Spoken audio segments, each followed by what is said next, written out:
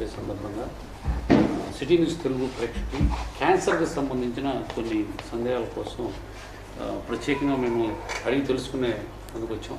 ప్రస్తుతం జీజీహెచ్లో నాట్కో క్యాన్సర్ సెంటర్లో ఎలాంటి క్యాన్సర్ వైద్య సదుపాయాలు ఉన్నాయి? ఇప్పుడు మనకి ఈ గవర్నమెంట్ హాస్పిటల్కి వచ్చేటప్పటికి ఏంటంటే ఇది పూర్తిగా ప్రజలందరికీ కూడాను ఉచితంగా వైద్యం చేయబడుతుంది. ఇది ఇప్పుడు ఈ నాట్కో క్యాన్సర్ ట్రస్ట్ వాళ్ళు మనకి గవర్నమెంట్ హాస్పిటల్కి ఈ అధునాతన పరికరాలు 35 కోట్లు పెట్టి అధునాతన వస్తు సదుపాయాలు కలిగించారు. ఇప్పుడు అట్లానే ప్రభుత్వం కూడా ఒక 30 కోట్లు పెట్టి అధునాతన యంత్రాలని పరికరాలని ఇక్కడికి మనకు అందుబాటులో తీసుకురావడం జరిగింది. మనకి క్యాన్సర్కి సంబంధించినటువంటి అన్ని రకాల వైద్యము ఇక్కడ చేయడానికి సదుపాయం ఉంది.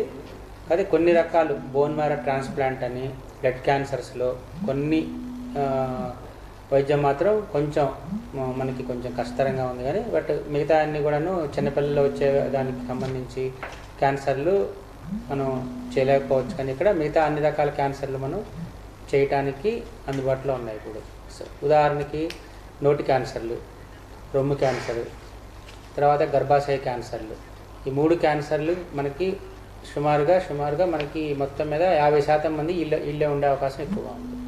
సో వీళ్ళందరికీ కూడా మనం వైద్యం చేయడానికి ఇక్కడ అన్ని రకాల సదుపాయాలు ఏర్పడటం జరిగింది. డాక్టర్ గారు, ఎక్కువగా మనం ప్రస్తుతం చూస్తూ ఉంటాం క్యాన్సర్ వచ్చిన వాళ్ళు చనిపోవడం ఎక్కువగా జరుగుతూ ఉంటుంది. ఎందుకు ఇంత లేటెస్ట్ టెక్నాలజీ సైన్స్ ఇంత అభివృద్ధి చెందిన దేశంలో కూడా క్యాన్సర్కి మరణించడం ఎక్కువగా ఎందుకు సంభవిస్తుంది? ఓకే, సో మొట్టమొదటి ఏంటంటే మనకి అవగాహన లోపము, ప్రజల్లో అవగాహన లేకపోవటము.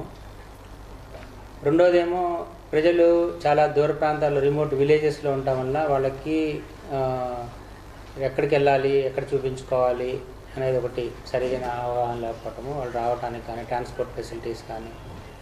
తర్వాత ఇంకొకటి ముఖ్యంగా ఏంటంటే ఈ వైద్యం అనేది సుమారుగా ఒక 2 నెలల నుంచి సంవత్సరం పాటు వైద్యం ఉంటుందన్నమాట.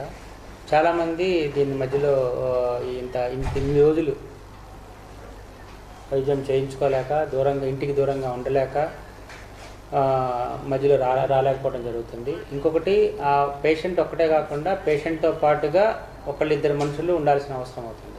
అంటే ఒక పేషెంట్ యొక్క ఆదాయం కోల్పోతున్నారు, వాళ్ళ యొక్క సహాయకులు ఎవరైతే వస్తారో వాళ్ళు కూడా ఆదాయం కోల్పోవడం జరుగుతుంది. కాబట్టి వీళ్ళు అంత ఎక్కువగా మళ్ళీ ఇంకొకటి ఏంటంటే ఈ క్యాన్సర్ వస్తే ఎలాగూ చనిపోతారు, వైద్యం చేయించుకోకపోయినా ఒకటే అనేటువంటి ఒక మూఢనమ్మకం అయితే ఉంది ప్రజల్లో.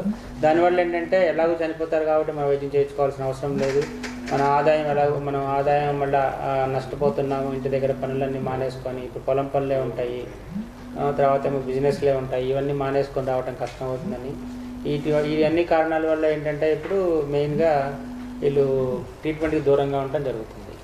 డాక్టర్ గారు, క్యాన్సర్ నాకు క్యాన్సర్ ఉంది అని ఎలాంటి క్యాన్సర్లో పేషెంట్ వస్తారు మీ దగ్గర? సపోజ్ ఇప్పుడు నోటి క్యాన్సర్ ఉంది, నోటి క్యాన్సర్ని ఎలా గుర్తిస్తారు? ఇప్పుడు నోటి క్యాన్సర్లు అనేవి మనకి 100కి 80-90% మందికి మాత్రం నోటి క్యాన్సర్లు అన్నీ కూడాను మనం స్వయంకృత అపరాధం అంటారు కదా, ఇంకా ఆ విధంగా వచ్చేవే. ఎందుకంటే ఇప్పుడు మన దేశంలో ఉన్నటువంటి నోటి క్యాన్సర్లు మొత్తం కూడాను పొగాకు సంబంధించిన ఉత్పత్తులతోటి ఉపయోగించడం వలన వచ్చేవి ఎక్కువగా ఉన్నాయి. ఇప్పుడు ఉదాహరణ తీసుకుంటే స్మోకింగ్ వలన లంగ్ క్యాన్సర్ వస్తుంది. తర్వాత ఏమో వీళ్ళు పొగాకుని వీళ్ళు నోట్లో పెట్టుకొని అట్లానే ఉంచుకోవటం వలన ఖైనీ అని, జర్దా అని, పాన్ అని, గుట్కా అని ఇవన్నీ నోట్లో పెట్టుకోవడం వలన ఆ కణాలు రూపాంతరం చెంది క్యాన్సర్గా వృద్ధి చెందడం జరుగుతుంది. ఇంకొకటి మనం ఇటువైపు కోస్టల్ రీజియన్ చూసేది ఏంటంటే నస్యం, పొగాకుని ముక్కులో పెట్టి పీల్చుకునేటువంటి సంస్కృతి ఉంది మన దగ్గర. సో దానివల్ల ఏంటంటే నాసోఫెరింజియల్ క్యాన్సర్స్ ఇవన్నీ కూడా ఇక్కడ ముక్కుకు సంబంధించిన క్యాన్సర్లు వచ్చే అవకాశం ఉంది. ఇంకొకటి మనం ఉత్తరాంధ్రలో చూసుకుంటే కనుక ఈ స్మోకింగ్ని అడ్డ పొగ అంటారు, అది రివర్స్ స్మోకింగ్. పొగాకు మండేటువంటి ఆ సిగరెట్ని నోట్లో పెట్టుకొని పీల్చడం జరుగుతుంది. ఎస్పెషల్లీ మన శ్రీకాకుళం, విజయనగరం ఈ ప్రాంతాల్లో.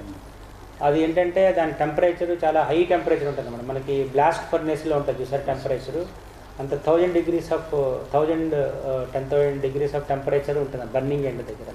దానివల్ల ఏంటంటే ఆ నోట్లో ఇప్పుడు ఇరిటేషన్ ఉండటం వల్ల అంగిటి క్యాన్సర్లు వచ్చే అవకాశం ఎక్కువగా ఉంది. మనం ఇప్పుడు నార్త్ వైపు ఆంధ్రప్రదేశ్ మనం చూస్తే కనుక శ్రీకాకుళం, విజయనగరం వైపు ఎక్కువ మంది కనిపిస్తుంటారు.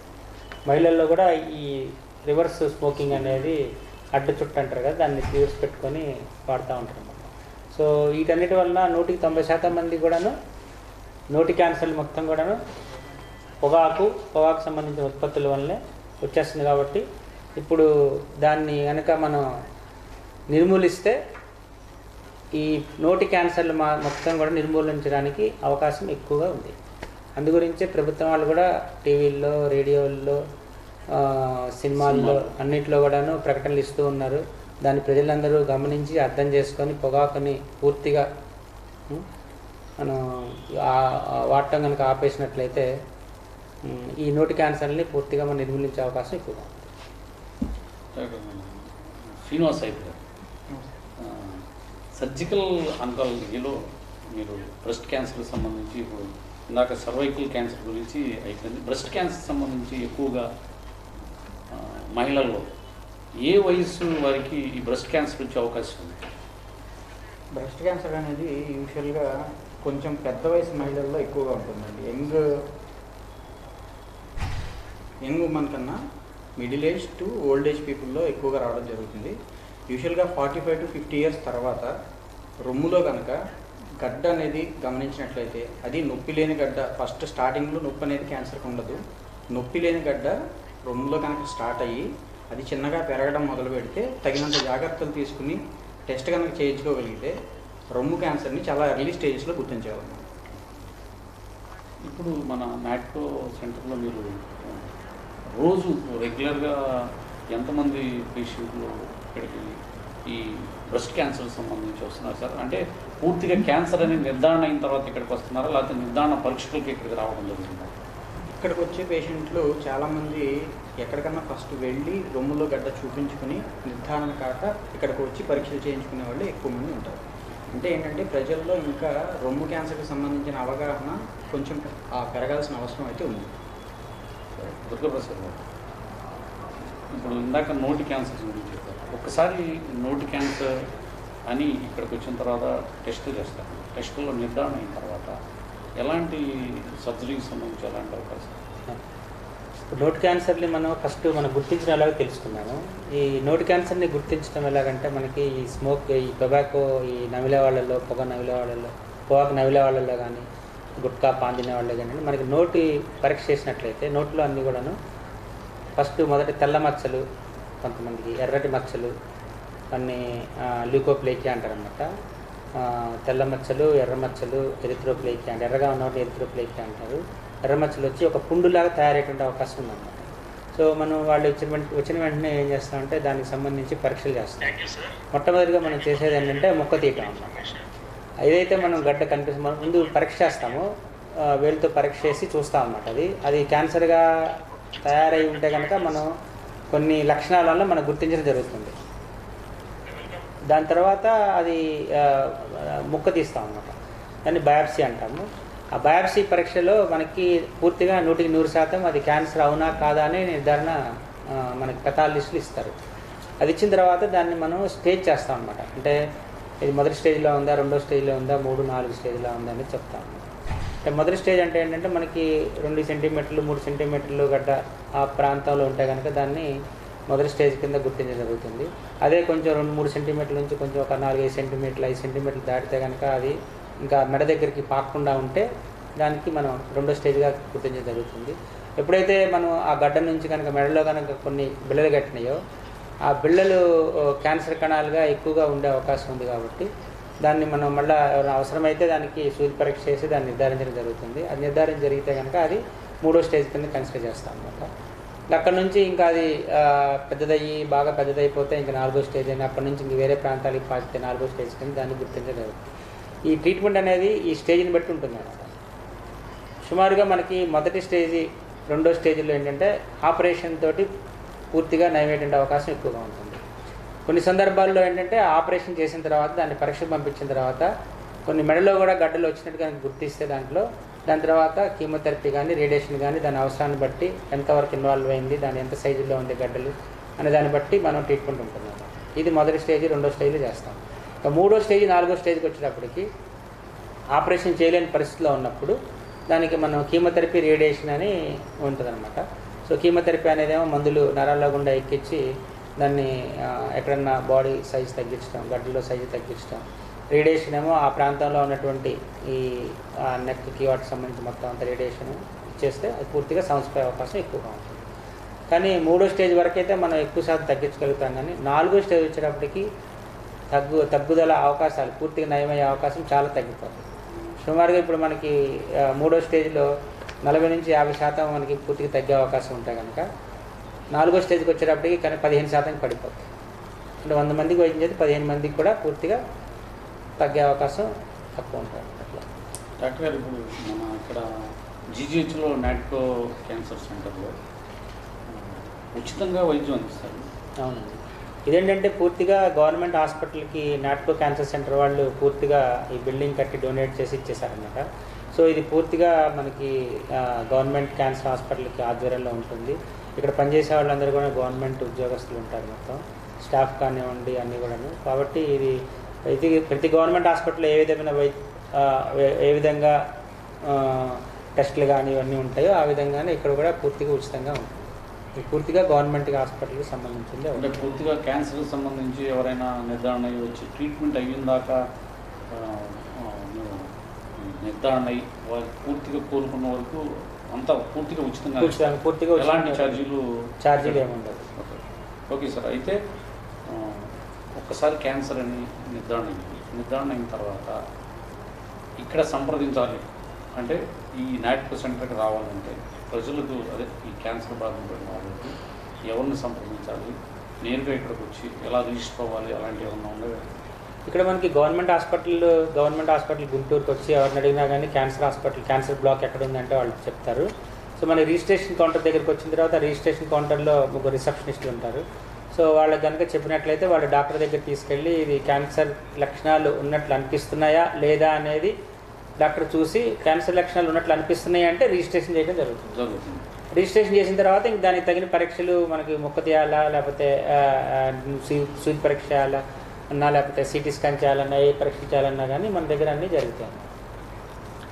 ఇప్పుడు రొమ్ము క్యాన్సర్ అని చెప్పారు, అదే బ్రెస్ట్ క్యాన్సర్కి సంబంధించి బ్రెస్ట్ క్యాన్సర్ యొక్క లక్షణాలు డాక్టర్ గారు ఇందాక చెప్పినట్టు గడ్డలు అలాంటివి ఒకసారి నిర్ధారణ అయిన తర్వాత రొమ్ము క్యాన్సర్కి కూడా ఇక్కడ ప్రత్యేకంగా కీమోథెరపీ మనం ఇక్కడ చేస్తామండి. మొదటి దశలో ఏంటంటే సుమారుగా మనకి ఓన్లీ ఆపరేషన్ చేయడం జరుగుతుంది, అంటే రొమ్ము తీసేయడం కానీ జరుగుతుంది. కొంతమంది ఇప్పుడు కొత్త అధునాతనమైన సదుపాయం ఏంటంటే అధునాతనంగా వచ్చిన టెక్నాలజీ ఏంటంటే ఓన్లీ అంత గడ్డ వరకు తీసేసి అంటే రొమ్ముని అలా ఆ స్ట్రక్చర్ మారకుండా అలానే ఉంచేటువంటి సదుపాయం ఉందన్నమాట.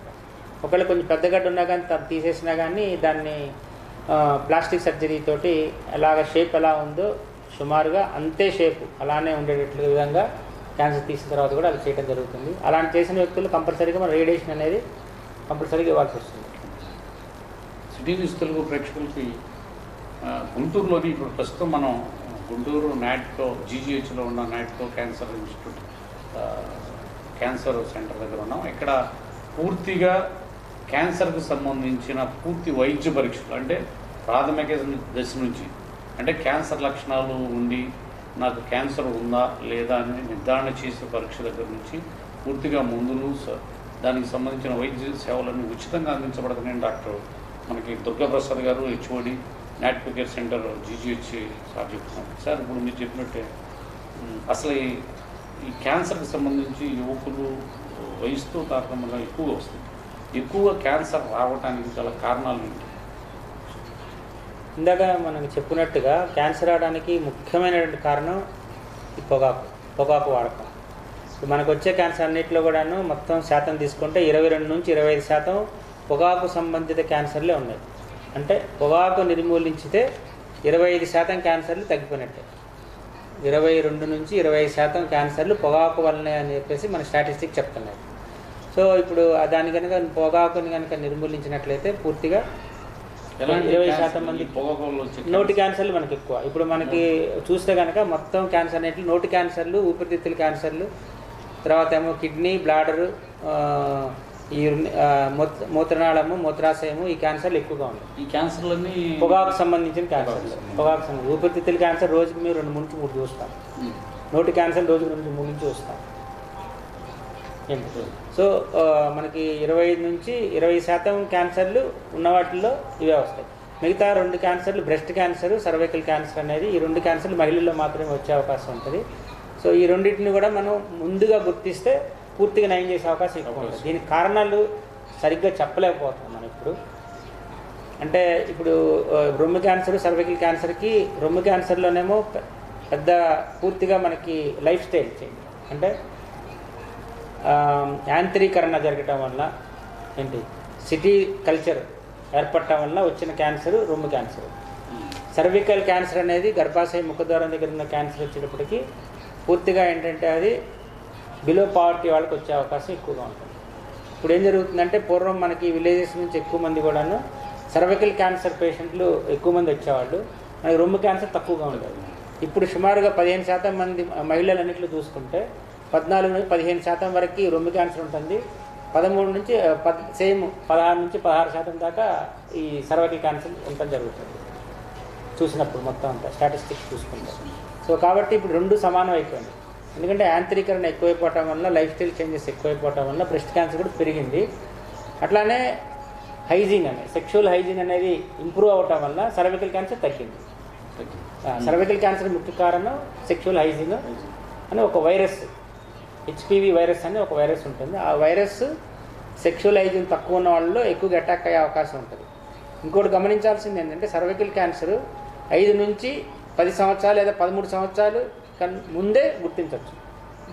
సర్వైకల్ క్యాన్సర్ అంటే లైఫ్ మొత్తంలో మహిళలు, ప్రతి మహిళ కూడా 25 సంవత్సరాల తర్వాత ఒక్కసారి కనుక టాప్ స్మియర్ అనేటువంటి పరీక్ష చేయించుకుంటే దాంట్లో మనకి ముందుగా అంటే 5 సంవత్సరాల ముందే మనకి క్యాన్సర్ రాగలదా లేదా 5 సంవత్సరాల తర్వాత అనే విషయం తెలుసుకునేటువంటి అవకాశం. సో అందు గురించి మేము ప్రజలందరికీ చెప్పేది ఏంటంటే ఒకసారి టాప్ స్మియర్ అనే టెస్ట్ మా హాస్పిటల్కి వచ్చినా సరే, లేకపోతే గైనకాలజిస్ట్ లేడీ డాక్టర్ దగ్గరికి ఎవరికన్నా వెళ్ళి అక్కడ మాకు టాప్ స్మియర్ టెస్ట్ ఒకటి చేయించండి అని అడిగితే వాళ్ళు చేయగలిగితే సరే, లేదంటే మా దగ్గరికి వచ్చినా కానీ మేము చేయడం జరుగుతుంది. సో ఇది ప్రజలందరూ గుర్తుంచుకోవాలని నా మనం. గర్భాశయ ముఖద్వారం క్యాన్సర్ ఎక్కువగా. బ్రెస్ట్ క్యాన్సర్ అనేది దానికి మనం గుర్తించాల్సింది ఏంటంటే ఇందాక డాక్టర్ గారు చెప్పినట్టుగా రొమ్ములో గడ్డ, ఏ గడ్డ వచ్చినా సరే, అంటే అన్ని గడ్డలు క్యాన్సర్లు కాదు, 30% వరకు క్యాన్సర్ ఉండే అవకాశం ఉంటుంది. అది కనుక మన క్యాన్సర్ని గుర్తిస్తే అదే దశలో గుర్తిస్తే కనుక అది పూర్తిగా తగ్గే అవకాశం ఉంటుంది. అప్పుడే ఎప్పుడైతే అది అక్కడి నుంచి చంకల్లోకి వెళ్ళిపోవటమో, లేకపోతే ఊపిరితిత్తులకి, తర్వాత ఏమో బోన్స్కి, బ్రెయిన్కి వెళ్ళిపోతుందో అప్పుడు ఇంకా పూర్తిగా తగ్గే అవకాశము సుమారుగా మనం మొదటి దశలో గుర్తిస్తే 80 నుంచి 90% పూర్తిగా తగ్గే అవకాశం ఉంటే, మనకి 4వ స్టేజ్లో వచ్చిందంటే కనుక అది 5 నుంచి 10% కూడా పూర్తిగా తగ్గే అవకాశం ఉంటుంది. డాక్టర్ మొదటి దశలో క్యాన్సర్ని గుర్తించాలి అంటే ఇప్పుడు బ్రెస్ట్ క్యాన్సర్ అవ్వచ్చు, సర్వైకల్ క్యాన్సర్ అవ్వచ్చు, ఈ మహిళల్లో అవేర్నెస్ లేక మొదటి దశలో గుర్తించలేకపోతున్నారు, లేకపోతే సరైన వైద్య సదుపాయాలు లేక గుర్తించలేకపోతున్నారు. ఒకటి వన్ ఆఫ్ ది కాజెస్ అవగాహన సరిగ్గా లేకపోవడం మూలంగానే చాలామంది గుర్తించలేకపోతున్నారండి ఎర్లీ స్టేజెస్లో. ఏంటంటే ప్రతి మహిళ 35-40 సంవత్సరాలు దాటిన ప్రతి మహిళ తన రొమ్ముల్ని తానే ఎగ్జామిన్ చేసుకోవడం, కొత్తగా ఏమన్నా గడ్డలు ఏమన్నా వచ్చినాయా అని చూసుకోవడం, ఈవెన్ కొత్త గడ్డలు ఏమన్నా వచ్చినా, చంకల్లో కనుక గడ్డలు ఏమన్నా తగిలినా, లేకపోతే చనుమొనల నుంచి రక్తం కారుతున్నా, చనుమొనల నుంచి ఏమన్నా డిశ్చార్జ్ వస్తున్నా ఒకసారి దగ్గరలో ఉన్న డాక్టర్ గారి దగ్గరికి వెళ్ళి సంప్రదించుకుని ఒకసారి స్కానింగ్ చేయించుకుని ఆ గడ్డకి సూది పరీక్ష కానీ ఒకసారి చేయించుకుంటే మీరు త్వరగా ఎర్లీ స్టేజెస్లో క్యాన్సర్ని గుర్తించగలుగుతారు. అలాగే ఇందాక సార్ చెప్పినట్టు సర్వైకల్ క్యాన్సర్ని కూడా ప్యాప్ స్మియర్ అంటే 40 సంవత్సరాలు దాటిన, అంటే మామూలుగా 25 ఇయర్స్ దాటిన వాళ్ళ నుంచి ప్యాప్ స్మియర్స్ కనుక రెగ్యులర్గా చేయించుకుంటూ ఉంటే సర్వైకల్ క్యాన్సర్ని కూడా ఎర్లీ స్టేజెస్లో మనం గుర్తించగలం.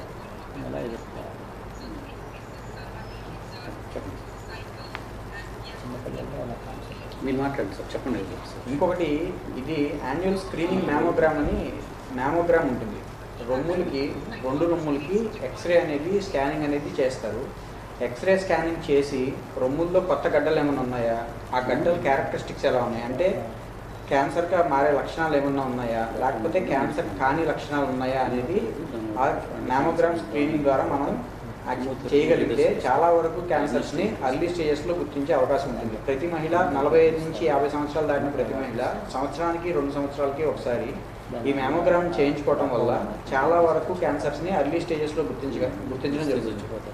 ఈ అర్లీ స్టేజెస్లో గుర్తిస్తే యూజువల్గా సర్జరీతోని అండ్ కీమోథెరపీతోని మనం చాలా వరకు 80 to 90% క్యూర్ రేట్ని సాధించవచ్చు. అలాగే సర్వైకల్ క్యాన్సర్లో కూడా అర్లీ స్టేజెస్లో, అంటే స్టేజ్ 1, స్టేజ్ 2లో కనుక మనం ప్యాప్స్మియర్ ద్వారా కానీ లేకపోతే సైటాలజీ ద్వారా కానీ మనం గుర్తించగలిగితే దానిలో కూడా cure rate almost 80 to 95% cure rate అనేది ఉంటుంది. So breast cancer, cervical cancer రెండు, when they are detected in early stages, they are very much cure. Doctor గారు, ఇప్పుడు ఇక్కడికి ఎక్కువగా రాష్ట్రం మొత్తం నుంచి క్యాన్సర్కి సంబంధించి పేషెంట్ వస్తుంటారు. ఎక్కువగా ఏ అవయవానికి క్యాన్సర్తో ఇక్కడ జాయిన్ అవుతుంటారు? యూజువల్గా రొమ్ముకు సంబంధించిన క్యాన్సర్లు, నోటికి సంబంధించిన క్యాన్సర్లు, ఇందాక సార్ చెప్పినట్టుగా లంగ్ క్యాన్సర్, ఇవి ఎక్కువ ఉంటాయండి. ముసలి వాళ్ళలో అయితే, అంటే ఒక 60 సంవత్సరాలు 70 సంవత్సరాలు దాటిన వాళ్ళు అయితే ప్రాస్టేట్ క్యాన్సర్ కూడా వచ్చే అవకాశం ఉంటుంది. కానీ మన దగ్గర అయితే రొమ్ము క్యాన్సర్, నోటి క్యాన్సర్, లంగ్ క్యాన్సర్ అనేది ఎక్కువగా ఉంటాయి. ఇవన్నీ ఇట్లా రొమ్ము క్యాన్సర్, నోటి క్యాన్సర్ మీరు చెప్పినట్టు రాకుండా ఉండాలంటే ఎలాంటి జాగ్రత్తలు తీసుకోవాలి?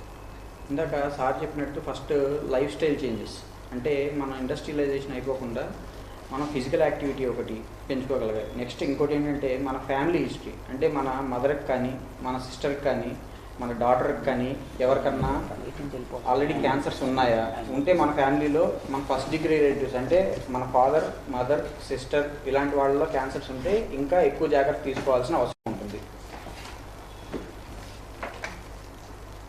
డాక్టర్ గారు, ఇప్పుడు సర్వైకల్ క్యాన్సర్ ఉంది కదా, సర్వైకల్ క్యాన్సర్లు ఎక్కువగా ఏ వయసు మహిళలకు వస్తుంది?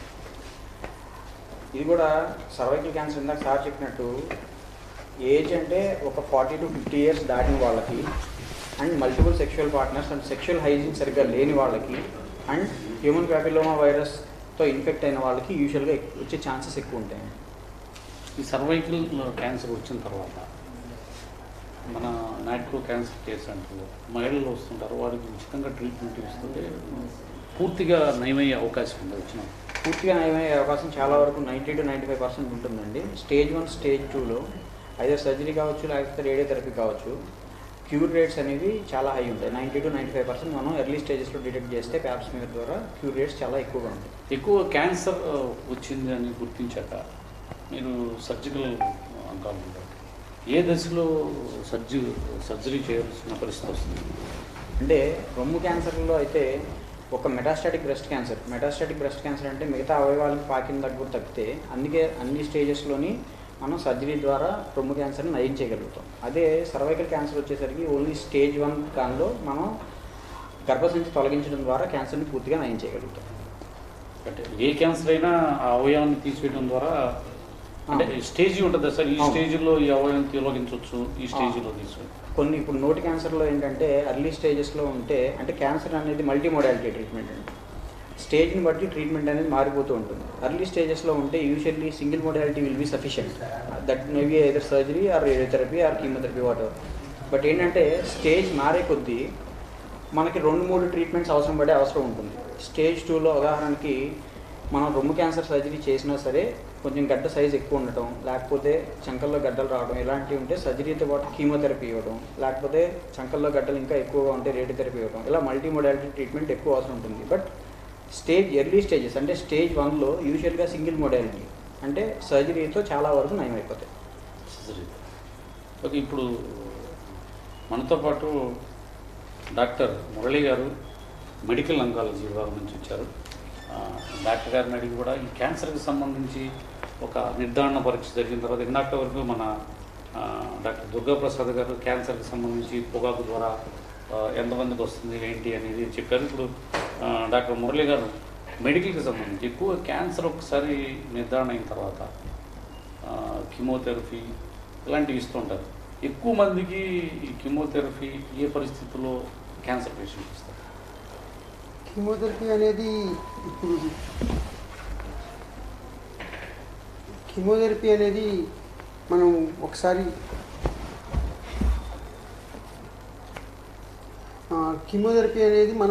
ఇప్పుడు పేషెంట్ either ముందైనా ఇవ్వచ్చు, ఒకసారి సర్జరీ తర్వాత అయినా ఇవ్వచ్చు. ముందు ఇచ్చేది కొన్ని కండిషన్స్లో సర్జరీ చేయకుండా ముందే ఇస్తారు, కొన్ని కండిషన్స్లో సర్జరీ చేసిన తర్వాత ఇస్తారు. ఇందాక డాక్టర్ గారు చెప్పినట్టు ఎర్లీ స్టేజ్లో స్టేజ్ 1 స్టేజ్ 2లో ఉన్నప్పుడు ప్రైమరీ మొడాలిటీగా సర్జరీ చేస్తారు. స్టేజ్ 3 స్టేజ్ 4 ఉన్నప్పుడు జనరల్గా కీమోథెరపీ ఇచ్చేసేసి ఆ అవయవం ఉంది ఆ క్యాన్సర్ గడ్డ తగ్గేటట్టు చేసేసి దాని తర్వాత సర్జరీ ప్లాన్ చేస్తారు. ఇప్పుడు ఆడవాళ్ళలో జనరల్గా బ్రెస్ట్ కన్జర్వేటివ్ సర్జరీ అని వచ్చింది. దానికోసం అని ముందే కీమోథెరపీ ఇస్తే వాళ్ళకి the chances of breast conservative surgery అనేది చాలా ఎక్కువ ఛాన్సెస్ ఉండేది, అలా బ్రెస్ట్ని సేవ్ చేయడం కోసం అని.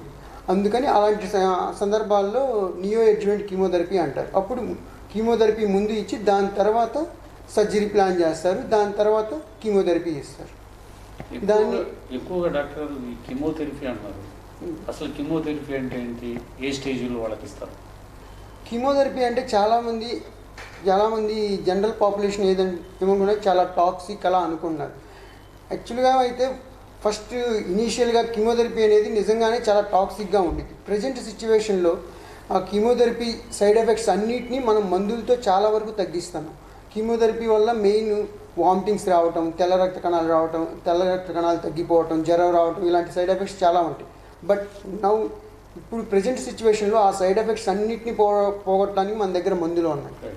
అందుకని అది అప్పుడు ఒక 10 years బ్యాక్ పోలిస్తే ఇప్పుడు చాలా టాక్సిటీ అనేది తగ్గిపోయింది కీమోథెరపీ. ఎవరికైనా ఇవ్వచ్చు. కాబట్టి పేషెంట్ పర్ఫార్మెన్స్ నుంచి అంటే వాళ్ళ ఏజ్ బట్టి, వాళ్ళకున్న కోమార్బిడిటీస్ బట్టి అదంతా చూసుకొని మనం వాళ్ళకి తగ్గ డోసెస్ మనం మాడిఫై చేసుకొని ఇచ్చుకోవచ్చు. డాక్టర్ గారు, ఇప్పుడు కీమోథెరపీ అని చాలామందికి ఇప్పుడు లివర్ క్యాన్సర్ ఇలాంటి క్యాన్సర్ వచ్చిన వాళ్ళని చాలామంది చూస్తుంటారు. ఒక 60 years 50 years కొంతమందికి వచ్చిన తర్వాత డాక్టర్లో రిఫర్ చేసి స్టేజీని బట్టి కీమోథెరపీకి వెళ్ళమంటారు. వాళ్ళు ఇంకా మేము చనిపోతాం ఇక డిసైడ్ అయిపోయి కీమోథెరపీ వద్దు, మనిషి జుట్టు ఊడిపోతుంది, పూర్తిగా ఇక చనిపోయినట్టే అనే ఒక నిర్ణయానికి వచ్చి కీమోథెరపీకి వెళ్ళకుండా ఇంటి దగ్గరే ఉండి వాళ్ళ ఆ బాధలు పడతా మెడిసిన్స్ తీసుకుంటారు. అది ఎంతవరకు కరెక్ట్ అంటారు? అదే కదని చెప్పేది. అది 10 years ముందు చాలా సైడ్ ఎఫెక్ట్స్ ఉండేవి. చాలామంది ఆ జుట్టు రాలిపోవడం ఇది కూడా ఉండిద్ది. డెఫినెట్గా చాలా కీమోథెరపీ సైడ్ ఎఫెక్ట్గా జుట్టు రాలిపోయింది. బట్ వన్స్ కీమోథెరపీ అంతా అయిపోయిన తర్వాత ఒక 3-4 monthsలో కంప్లీట్గా మళ్ళీ జుట్టు అంతా వచ్చేసింది. ఆ సైడ్ ఎఫెక్ట్ అలా ఏమన్నా చాలామంది ఆ అపోహ ఉంది. అంటే కీమోథెరపీ యూజ్ చేస్తే ఇంకా పేషెంట్ మొత్తం బాగా డీలా పడిపోయి నీరస పడిపోయి అసలుకి ఇంకా ఏమీ ఉండదు అలా అనుకుంటున్నారు. బట్ స్టిల్ అదే మేము చెప్పాం కదా, పేషెంట్ బట్టి ఒక పేషెంట్ యంగ్ పేషెంట్ అయితే డెఫినెట్గా మంచి ఆ డోసెస్ అంతా మాడిఫై చేసి హై డోస్ కీమోథెరపీ ఇవ్వచ్చు. అదే పేషెంట్ కొంచెం ఏజ్డ్గా ఉండేసి పేషెంట్కి కొంచెం హార్ట్ ప్రాబ్లం కానీ, షుగర్ ప్రాబ్లం కానీ, బీపీ ప్రాబ్లం కానీ అలాంటివి ఉన్న పేషెంట్స్కి మనం డోసెస్ వాళ్ళకి తగ్గట్టుగా మాడిఫై చేసుకుంటూ ఇస్తే ఆ ప్రాబ్లం అనేది చాలా వరకు తగ్గించుకోవచ్చు కీమోథెరపీ వల్ల. ప్రజెంట్ కీమోథెరపీ అలా కొంతమంది కీమోథెరపీకి ఇష్టపడిన వాళ్ళకి ప్రజెంట్ సిచ్యువేషన్లో మెడికల్ ఆంకాలజీలో ఈ కొత్త ఎరాలో ట్యాబ్లెట్స్ ద్వారా కూడా ఇవ్వచ్చు. మీరు ఇందాక చెప్పారు లివర్ క్యాన్సర్. అసలు లివర్ క్యాన్సర్లో మనం కీమోథెరపీ కన్నా ట్యాబ్లెట్స్ ద్వారానే ఇస్తున్నాం. మనం టార్గెటెడ్ థెరపీ అంటారు వాటిని. టార్గెటెడ్ థెరపీ అంటే మామూలుగా ఒక చిన్న రిసెప్టార్స్ అయి ఉంటే వాటిని టార్గెట్ చేస్తే చిన్న ట్యాబ్లెట్స్ ఇస్తాం. ఆ ట్యాబ్లెట్స్ వల్ల కూడా సైడ్ ఎఫెక్ట్స్ ఉంటాయి. బట్ స్టిల్ ఆ ట్యాబ్లెట్స్తో వాళ్ళ లైఫ్ స్పాన్ అనేది అట్లీస్ట్ 2 to 3 years పెంచే విధంగా ఉండిద్ది. వాళ్ళు అంత సఫరింగ్ అనేది అంత లేకుండా ఉండి చూసుకోవచ్చు. అదే కాకుండా అలా ఇంటికి వెళ్ళకుండా వాళ్ళని మనం ఫస్ట్ నుంచే వాళ్ళకి ఇక్కడ మనం పాలియేటివ్ థెరపీ లాగా కొంచెం చిన్న డోసెస్ ఇచ్చుకుంటే ఆ సఫరింగ్ అనేది తగ్గించవచ్చు. కంప్లీట్గా ఇంటి దగ్గరే ఉండిపోతే వాళ్ళ సఫరింగ్ అక్కడ వాళ్ళు చూసుకోలేరు. అందుకని బెటర్ ఒకసారి మెడికల్ ఆంకాలజిస్ట్ని కానీ ఎవరో ఒక ఆంకాలజిస్ట్ని కన్సల్ట్ అయితే వాళ్ళు దానికి సంబంధించినట్టు చెప్తే దాన్ని బట్టి ఒక్కోసారి ఏమీ చేయలేని పరిస్థితిలో వాళ్ళు చాలా సివియర్ పెయిన్లో ఉంటారు. వాళ్ళకి ఈ క్యాన్సర్స్ నుంచి బోన్ మెటాస్టాసిస్ అని, బ్రెయిన్ మెటాస్టాసిస్ అని వస్తాయి. అదే క్యాన్సర్ ఇది బ్రెస్ట్ క్యాన్సర్, లంగ్ క్యాన్సర్ ఏదైనా కానీ బ్రెయిన్కి వెళ్ళే ఛాన్సెస్ ఉంటుంది, బోన్కి వెళ్ళే ఛాన్సెస్. వాళ్ళు ఆ సివియర్ పెయిన్లో వాళ్ళంతా ఇంటి దగ్గర ఉంటారు. అలా కాకుండా వాళ్ళకి మా దగ్గరకు వస్తే అట్లీస్ట్ రేడియేషన్ అయినా ఇచ్చామంటే ఆ పెయిన్ మెయిన్ క్యాన్సర్ పేషెంట్స్ అందరిలో ఫస్ట్ సిమ్టమ్ వాళ్ళకి మేమంతా చూసేది ఏంటంటే ఒకవేళ స్టేజ్ అడ్వాన్స్డ్గా ఉంటే వాళ్ళకి పెయిన్ అన్నా తగ్గించాలి, కనీసం వాళ్ళ లైఫ్ని కొంచెం క్వాలిటేటివ్గా పెంచాలి. దానికోసం ట్రై చేస్తుంటాం మేము. అట్లీస్ట్ అలా అన్నా ట్రై చేయడానికి. అలాంటి సమయంలో బ్రెయిన్ కానీ బోన్ కానీ ఆ పెయిన్ కానీ తట్టుకోలేనప్పుడు ఒక రేడియేషన్ ఒక డోస్ ఇచ్చేస్తేనే చాలు, వాళ్ళు చాలా రిలీఫ్ పొందుతారు. అందుకని అలా కూడా చేయొచ్చు. అందుకని అలా ఇంటికి వెళ్ళకుండా ఫస్ట్ మా దగ్గరకు వచ్చి ముందు సలహా అడిగితే అది మేమే చెబుతాం దానికి. ఇప్పుడు ప్రజెంట్ సిచ్యువేషన్లో ప్యాలియేటివ్ థెరపీ అంటున్నారు. అది ప్యాలియేటివ్ థెరపీ అనేది చాలా ముఖ్యం పేషెంట్కి. దాని గురించి కూడా మేము చెప్పగలుగుతాం పేషెంట్. ఇప్పుడు ఈ కీమోథెరపీ అనేది ఏ స్టేజ్లో వరకు స్టార్ట్ చేస్తారు సార్? ఇది అసలు కీమోథెరపీకి రావాల్సిన పరిస్థితి ఆ పేషెంట్కి ఎందుకు వస్తుంది? కీమోథెరపీ అనేది మేము ఇప్పుడు బ్రెస్ట్ క్యాన్సర్ ఉంది. బ్రెస్ట్ క్యాన్సర్ ఉన్నప్పుడు అది బ్రెస్ట్లోనే ఉండేది. బ్రెస్ట్లోనే ఉన్నప్పుడు దానికి లోకల్ థెరపీ అని ఉండేది, సిస్టమిక్ థెరపీ అని ఉండేది. లోకల్ థెరపీ అనేది ఎయిదర్ సర్జరీ చేసిన తర్వాత మళ్ళీ సర్జరీ అనేది లోకల్ థెరపీ కింద వచ్చింది. అంటే వాళ్ళు ఆ పార్ట్ వరకు రిమూవ్ చేస్తున్నారు. రేడియేషన్ కూడా అక్కడే ఇస్తారు, అది కూడా లోకల్గానే పనిచేసేది. ఈ క్యాన్సర్ అనేది ఎలా స్టార్ట్ అయింది? లోపల బ్లడ్ సెల్స్ అన్నీ స్టార్ట్ అయింది, అదే మళ్ళీ బ్లడ్లోకి వెళ్ళిపోతూ ఉండిద్ది. ఆ బ్లడ్లోకి వెళ్ళిపోయి అది ఎక్కడికెక్కడో స్ప్రెడ్ అవుతూ ఉండిద్ది. దాన్ని మైక్రోమెటాస్టాసిస్ అంటారు. దాన్ని కంట్రోల్ చేయడం కోసం మనం కీమోథెరపీ ఇస్తాం మెయిన్గా. అందుకనే స్టేజ్ అడ్వాన్స్డ్గా ఉన్న వాళ్ళకి the chances of going into brain కానీ అదర్ బోన్ పార్ట్స్ కానీ ఎక్కువగా ఉంటుంది. అలాంటి టైంలో ఆ మైక్రోమెటాస్టాసిస్ ఆ బ్లడ్ ఆ క్యాన్సర్ కణాలు బ్లడ్లో తిరుగుతూ ఉంటాయి. దాన్ని ఏం చేయలేము, మనం సర్జరీ చేసి చేయలేము. రేడియేషన్ వల్ల కూడా అది అంతా అక్కడ వరకే ఉంటుంది. ఆ టైంలో మనం కీమోథెరపీ ఇచ్చుకుంటే ఆ కణాలు కూడా అక్కడికి వాటి మీద ఎఫెక్ట్ ఉండిద్ది. దానివల్ల మనకి ఆ డిస్టెంట్ స్ప్రెడ్ అంటే వేరే ఆర్గాన్స్కి స్ప్రెడ్ అవ్వకుండా ఉండడానికి ఉపయోగపడుద్ది అన్నమాట కీమోథెరపీ. అందుకని మేము సిస్టమిక్ థెరపీ కింద యూజ్ చేస్తాం, వేరే ఆర్గాన్స్కి స్ప్రెడ్ అవ్వకుండా. ఒకవేళ వేరే ఆర్గాన్స్ స్ప్రెడ్ అయిందనుకోండి, దాని మీద కూడా ఎఫెక్ట్ అవ్వడం కోసం అనేది కీమోథెరపీ ఇస్తూ ఉంటాం. కీమోథెరపీ పేషెంట్ ప్రాణాలను కాపాడుతుందంటారు పూర్తిగా? డెఫినెట్గా కాపాడుతుంది కీమోథెరపీ. ఇప్పుడు స్టేజ్ 2, స్టేజ్ 3 వరకు అయితే చాలా వరకు కంప్లీట్ క్యూర్ అయ్యే ఛాన్సెస్ చాలా ఉందని చెప్పవచ్చు. మనం 100% ఒక 50 to 70% వరకు కంప్లీట్గా క్యూర్ అయ్యే ఛాన్స్ ఉంది బ్రెస్ట్ క్యాన్సర్. అది బ్రెస్ట్ క్యాన్సర్లో ఇప్పుడు చాలా మాలిక్యులర్ టైప్స్ ఉంది. అంటే ఆంకాలజీ మొత్తం మాలిక్యులర్ లెవెల్కి వెళ్ళిపోతుంది. అంటే ప్రతి కణం నుంచి చూసుకొని ప్రతి పేషెంట్కి మారిపోతూ ఉండేది. ఇప్పుడు బ్రెస్ట్లో 7-8 రకాల మాలిక్యులర్ టైప్స్ ఉంటాయి అన్నమాట. వాళ్ళ ముక్క తీస్తారు కదా, ఆ ముక్కలో మనం ఆ కణాలను చూడొచ్చు. వాళ్ళకి రిసెప్టర్ స్టేటస్ అని ఉంది. కొంతమందికి చాలామంది ER/PR/HER2 అని ఉంటుంది. అందులో ఈస్ట్రోజన్ రిసెప్టర్స్ అనేది పాజిటివ్ వస్తే వాళ్ళకి ఒక 10 ఏళ్ల దాకా ట్యాబ్లెట్ మీద రన్ చేయొచ్చు. వన్స్ ఈ కీమోథెరపీ రేడియోథెరపీ అంతా అయిపోయిన తర్వాత 10 ఏళ్ళు ట్యాబ్లెట్ మీద నడవచ్చు అనమాట వాళ్ళకి.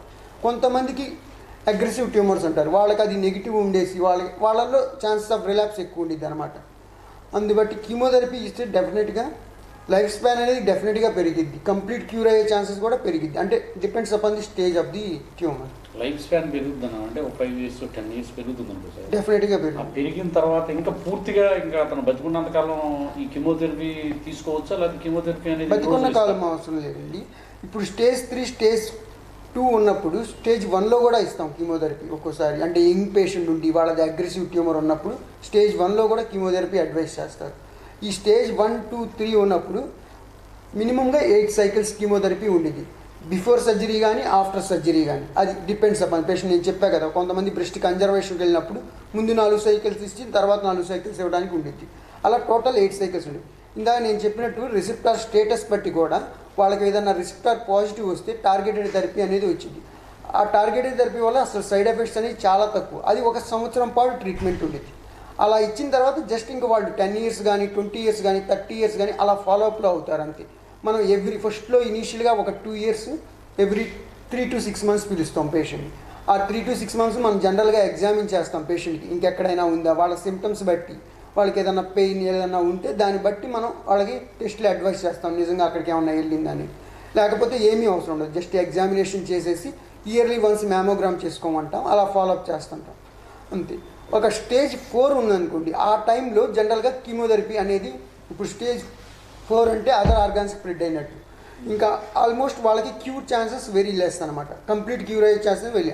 అలాంటి పేషెంట్స్లో జనరల్గా మనం కీమోథెరపీ ఇచ్చుకుంటానే వెళ్ళిపోతాం. బట్ వాళ్ళకి ఎలా ఇస్తామంటే వీళ్ళకి ఇచ్చినట్టు అంత అగ్రెసివ్గా కీమో ఇవ్వకూడదు. వాళ్ళకి ఒక్కొక్క డ్రగ్ ఇచ్చుకుంటాం, అంటే నెక్స్ట్ లెవెల్లో ఇంకో డ్రగ్ ఉపయోగపడిద్దని ఒక్కో డ్రగ్ అలా ఇచ్చుకుంటా వెళ్తాం. జనరల్గా వాళ్ళు టాలరేట్ చేసే వరకు, లేకపోతే ఆ డ్రగ్ యొక్క ఎఫికసీ అంటే డ్రగ్ పనిచేయటం ఆగిపోయే వరకు ఇచ్చుకుంటాం. దాని తర్వాత ఇంకో డ్రగ్, అలా వాళ్ళకి అట్లీస్ట్ 5 to 6 years అలా లైఫ్ స్పాన్ పెంచే విధం వరకు ఉంటాయి అన్నమాట. సార్ టైప్ గారు, ఇప్పుడు సర్జికల్ ప్రాథమిక దశలో సర్జికల్ ఇందాక చెప్పారు కదా, ఓన్లీ బ్రెస్ట్ క్యాన్సర్, నోటి క్యాన్సర్, ఓన్లీ క్యాన్సర్స్ అని. చివరిగా మీరు మహిళలకు కానీ, ఇప్పుడు మీరు చాలామంది ఇక్కడ 90% క్యాన్సర్, వివిధ రకాల క్యాన్సర్లతో రాష్ట్రం నలుమూల నుంచి ఇక్కడికి వస్తుంటారు. ఇక్కడ సర్జికల్ అంకాలజీలో మీరు మన నాట్కో సెంటర్లో ఏ విధమైన సేవలు అందిస్తున్నారు? ఇక్కడికి వచ్చే ప్రజలు ఏ ఆర్గాన్లో ఎక్కువగా డ్యామేజ్ వస్తున్నారు? ముందుగా వాళ్ళు ఎందుకు గుర్తించలేకపోతున్నారు? అంటే మీరు మాట్లాడుతుంటారు పేషెంట్తో, ముందే చూయించుకోవచ్చు కదమ్మా, చూయించుకోలేదంటే అక్కడ డాక్టర్లు చూడలేదనో టెస్ట్ చేయించుకోవాలి. ఎక్కువగా ఏ రకాల కారణాల చేత ఇక్కడికి వచ్చి క్యాన్సర్ బారిన పడుతున్నారు? వాళ్ళలో ఎవరైనా ఎక్కువ ఎంత శాతం మంది నయమై ఇక్కడ నుంచి నాట్కో కేర్ సెంటర్ నుంచి వెళ్తున్నారు? యూజువల్గా ఇక్కడికి వచ్చే వాళ్ళల్లో అవగాహన లోపం ఉండటం మూలంగానే కొంచెం ఎక్కువ మంది వస్తూ ఉంటారు. కానీ దానిలో ఏంటంటే నోట్లో పుళ్ళు పడితే అదేదో దెబ్బ తగిలిందని పుళ్ళు పడటము, లేకపోతే పొగాకు తీసుకోవడం మూలంగా చాలా కాలం నుంచి పొగాకు తీసుకుంటున్నా సరే నోటి పుళ్ళు మాకపోయి రక్తం కారుతున్నా సరే అదేదో దాని మూలంగా దెబ్బ తగిలిన దాని మూలంగానో, లేకపోతే వేరే కారణం చేతనో నెగ్లెక్ట్ చేయడం, లేకపోతే రొమ్ములో గడ్డల్ని క్యాన్సర్ గడ్డలు కాకుండా మామూలు గడ్డలను భావించడము, నెక్స్ట్ గర్భసంచి క్యాన్సర్కి సంబంధించిన దానికి రక్తం కారుతుంటే అది మెన్సెస్తో కన్ఫ్యూజ్ అవ్వడం, ఇలాంటి వాటి మూలంగా ఎర్లీ స్టేజెస్లో గుర్తించలేకపోతున్నారు.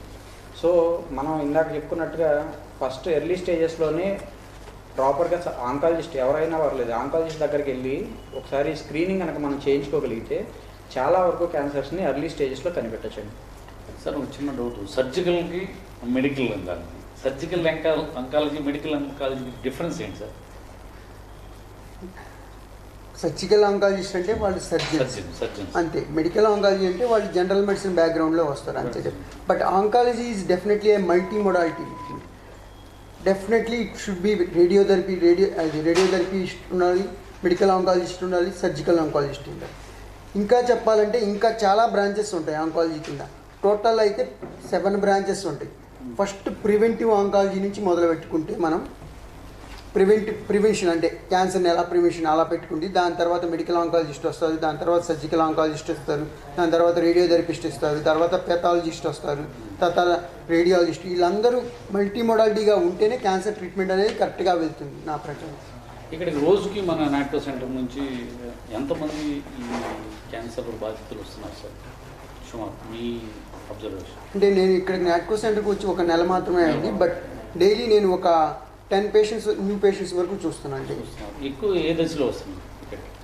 ఎక్కువ ఏ దశలో వస్తున్నారంటే ఎక్కువగా జనరల్గా అడ్వాన్స్డ్ స్టేజ్లోనే వస్తున్నారు నా దగ్గరకు వచ్చిన పేషెంట్ వరకు. అంటే బయట ఆల్రెడీ ఏదన్నా డయాగ్నోసిస్ అయ్యి బయట ఆల్రెడీ ట్రీట్మెంట్ అయిపోయినా అలాంటి పేషెంట్స్ చాలా ఎక్కువ మంది ఇక్కడికి వస్తున్నారు. అంటే ఫైనాన్షియల్గా పూర్గా అలాంటి పేషెంట్స్ బాగా ఎక్కువగా వస్తున్నారు. ఒకసారి క్యాన్సర్కు సంబంధించి క్యాన్సర్ వచ్చే సపోజ్ బ్రెస్ట్ క్యాన్సర్ వచ్చింది. బ్రెస్ట్ మన నాట్కో సెంటర్లో అత్యంత ఖరీదైన వైద్యం. నేను ఇప్పుడే చూస్తున్నా, ఇంత పెద్ద వ్యవస్థ 35-40 కోట్లతో ఒక నాట్కో సంస్థ ఒక ప్రైవేట్ హాస్పిటల్ను కల్పించే విధంగా ట్రీట్మెంట్ అందిస్తున్నారు. ఇదే వైద్య సహాయం బయట తీసుకోవాలంటే ఎంత ఖర్చు అవుతుంది? ఇప్పుడు ఆల్మోస్ట్ చాలా వరకు ఆరోగ్యశ్రీలో కవర్ అవుతుందండి. ఇప్పుడు బ్రెస్ట్ క్యాన్సర్లో మీరు అన్నట్టు ఏ క్యాన్సర్ అయినా కానీ చాలా వరకు ఆరోగ్యశ్రీలో కవర్ అవుతుంది. బట్ దానికన్నా ముందు ఈ డయాగ్నోసిస్లు, ఈ సిటీ స్కాన్లు, వాళ్ళ డయాగ్నోసిస్ వాళ్ళకి ఏ స్టేజ్లో ఉంది ఆ టెస్టులన్నీ కూడా ఇక్కడ చాలా ఫ్రీగా జరుగుతుంది. అదే బయట చేయించాలంటే ఆల్మోస్ట్ అంటే అది డిపెండ్స్ అనమాట, ప్రైవేట్ హాస్పిటల్ బట్టి డిపెండ్స్ అనేది. ఒక 10,000 to 15,000 మధ్యలో హాస్పిటల్ బట్టి ఉండిద్ది అంతే. బట్ ఆ టెస్టులు అన్నీ కూడా ఇక్కడ ఫ్రీగా జరుగుతుంది. సార్ దుర్గాప్రసాద్ గారు Natco cancer centre professor and HOD గారు. దుర్గాప్రసాద్ గారు, ఈ క్యాన్సర్కి సంబంధించి మనం చూస్తున్నాం ఇటీవల నేను చాలామంది పేషెంట్లు ఉన్నారు. ప్రైవేట్ హాస్పిటల్లో అయితే నిర్ధారణ పరీక్షలకే లక్షల రూపాయలు ఖర్చు చేస్తున్నారు. సపోజ్ ఏదైనా అవయవానికి క్యాన్సర్ వచ్చింది అనుకోండి, ఎన్ని నిర్ధారణ పరీక్షలు చేస్తారు, ఎంత ఖర్చు అవుతుంది బయట? మీకేమన్నా అవగాహన? అంటే మనకి క్యాన్సర్కి సంబంధించి పరీక్షలు అంటే క్యాన్సర్ ఈ అవయవం ఏ అవయవానికి వచ్చిందనే దాన్ని బట్టి ఉంటుంది.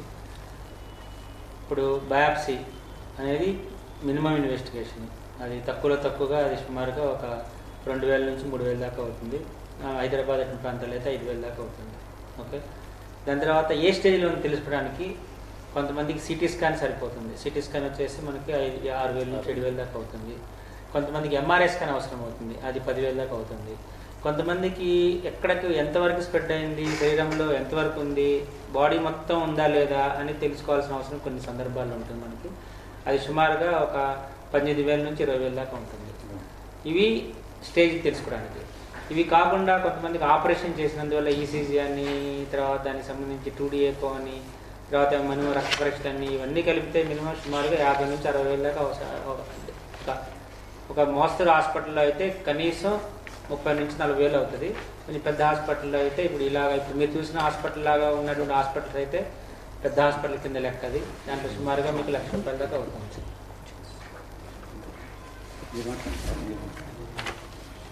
ఇప్పుడు డాక్టర్ రేడియేషన్, ఇందాక రేడియేషన్ కీమోథెరపీ 2 డిఫరెంట్ కదా. ఇప్పుడు రేడియేషన్ దాని దుష్ప్రభావాలు ఏ విధంగా? రేడియేషన్ అంటే ఏంటంటే మనకి ఇప్పుడు ఈ ఎక్స్రేస్, మనం ఎక్స్రే సిటీ స్కాన్ చేస్తున్నాము, ఎక్స్రే చేస్తాము. సో వీటిని డయాగ్నోస్టిక్ ఎక్స్రేస్ అంటారు. డయాగ్నోస్టిక్ ఎక్స్రేస్ అంటే మనం దాంట్లో ఏముంది, జబ్బు ఏముంది అని తెలుసుకోవడానికి మనం రెగ్యులర్ సిటీ స్కాన్ ఎక్స్రే చేస్తున్నాం కాబట్టి అది సరిపోతుంది. ఇంకో రకం దీన్నే హై ఎనర్జీ రేడియేషన్స్ని మనం ట్రీట్మెంట్ ఉపయోగించడానికి ఉపయోగిస్తాం. దాన్ని లీనియర్ యాక్సిలరేటర్ ద్వారా ఇవ్వడం జరుగుతుంది. సో ఈ లీనియర్ యాక్సిలరేటర్ అనే పరికరం అనేది సుమారుగా 8 నుంచి 10 కోట్ల దాకా ఉంటుంది. అయితే దీనికి కొన్ని ఇంకా అధునాతన సదుపాయాలతో కూడుకున్నట్టు లీనియర్ యాక్సిలరేటర్ అనేది ఉంది మన దగ్గర. అది సుమారుగా వచ్చేసి 15 నుంచి 20 కోట్ల దాకా ఉంటుంది. సో దీనికి ఓన్లీ ఒక మెషిన్ అది ఒకటే ఉంటుంది. దానికి సంబంధించి CT scan, planning CT scan, city simulator అని ఒక మెషిన్ ఉంటుంది. ఈ city simulator treatment planning systems అని ఉంటాయి. ఒక సిస్టమ్ వచ్చేసి 1 crore దాకా ఉంటుంది. సో ఇవన్నీ కలుపుకుంటే మొత్తం 25 కోట్ల దాకా ఓన్లీ ఈ ఎక్విప్మెంట్ వచ్చే అవకాశం ఉంది. ఇప్పుడు మీరు అన్నారు దుష్ప్రభావాలు అని చెప్పేసి. ఇప్పుడు పూర్వం రోజుల్లో మన కోబాల్ట్ మిషన్ అని ఉండేది. దాంట్లో ఏంటంటే మనం సెలెక్టెడ్గా కరెక్ట్గా ఎక్కడైతే క్యాన్సర్ కణాలు ఉన్నాయో అక్కడే రేడియేషన్ ఇచ్చేటువంటి సదుపాయం దాంట్లో తక్కువ. ఇప్పుడు ఏంటంటే ఇప్పుడు మనం సిటీ స్కాన్ చేస్తాము. సిటీ స్కాన్లో క్యాన్సర్ కణాలు ఎక్కడ ఉంది, క్యాన్సర్ ఎక్కడ ఉందో గుర్తించి అక్కడ ఎక్కువ డోస్ ఇవ్వటము, తర్వాత దానికి ఎక్కడైతే మనకి స్ప్రెడ్ అవడానికి అవకాశం ఉందో అక్కడ కూడా డోస్ ఇవ్వటము, అలాగే దాని చుట్టుపక్కల ఏవైతే మనకి సెన్సిటివ్ స్ట్రక్చర్స్ ఉంటాయో ఆ స్ట్రక్చర్స్కి డోస్ తక్కువ ఇవ్వటము. సో ఇలాగ డిఫరెన్షియల్ రేడియేషన్ డోసింగ్ అంటారు. సో ఈ డిఫరెన్షియల్ డోసింగ్ వల్ల ఏంటంటే మనకి క్యాన్సర్ కణాలకి ఎక్కువ డోస్ వెళ్ళటము, క్యాన్సర్ లేనటువంటి కణజాలానికి తక్కువ డోస్ వెళ్ళటం వల్ల సైడ్ ఎఫెక్ట్స్ తక్కువ. మరి ఫర్ ఎగ్జాంపుల్ మీకు బ్రెయిన్ తీసుకుంటే కనుక బ్రెయిన్ ట్యూమర్స్ ఉన్న వాళ్ళల్లో ఆప్టిక్ నర్వ్ ఈ ఐ నుంచి వెళ్ళే నరం ఒకటి, బ్రెయిన్ స్టెమ్, ఈ 3 స్ట్రక్చర్స్ కూడా చాలా క్రిటికల్ స్ట్రక్చర్స్ అన్నమాట.